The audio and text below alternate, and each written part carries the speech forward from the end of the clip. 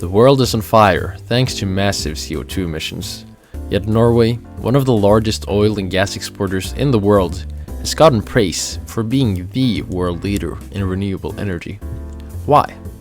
Well, the simple answer is that we sell our oil instead of using it. And that's nice. But if that's the case, how does Norway sustain itself? The answer?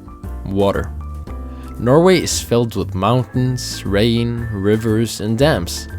All this allows Norway to run off of 98% renewable energy. 90% of this energy comes from hydropower. Then we sold all that too, and now our energy prices are super high. Thanks, Jonas. Anyway, why doesn't everyone just do this? Well, everyone doesn't have mountains, but could they? The geography of Ukraine makes it optimal for agriculture. The same way the geography of Norway makes it optimal for hydropower. The mountains of Norway are the fields of Ukraine and the winds of Denmark. All countries have traits and specialities where they excel. When growing wheat in Ukraine is optimal, why waste resources and manpower trying to do the same in Norway? When working together, we let every country focus on their respective fields. This is what makes associations like the European Union and nation so great. Not only is teamwork economically beneficial, it is also the foundation of peace.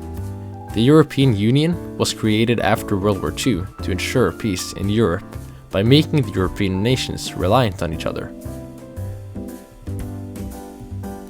It is scary to rely on others, and we might all wish we were independent. However, our society is built upon doctors being doctors and teachers being teachers. We have to work together in order to function.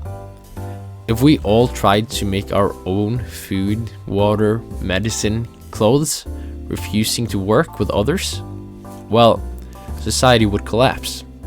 We're all cogs in this giant machine we call Earth. The same concept applies on the global scale. With every country trying to be self-reliant, we are wasting so many resources, which, by the way, we are running out of. This is why we have a marking day called the OVERSHOOT Day, which I will be getting back to soon. By working together and collaborating, we can reduce CO2 emissions, we can spare resources, and we can make a world worth living in for our children and the future generations. You could argue that transporting tomatoes from Spain to Canada would be negative to the environment due to the CO2 emissions caused by transport, and that the Canadians should rather grow their own tomatoes in greenhouses. But container ships are massive, and I've done some math. With the largest container ships having a capacity of 165,000 tons, the average weight of a tomato is about 125 grams. This means that a container ship, the largest ones, would have a capacity of holding 1.32 billion tomatoes. And yes, they do use a lot of fuel, but divide that by 1.32 billion, and that's a very, very low CO2 emission per tomato. This proves the efficiency of international transport. Purchasing products from across the globe is not as dangerous as it might seem. This is where the argument of local produce being considerably greener fails. The Earth Overshoot Day marks the date where humanity's demand for ecological resources and services in a given year exceeds what the Earth can regenerate in that year. This means that we are using more of the Earth than what we can maintain. And we are doing that with accelerating speed.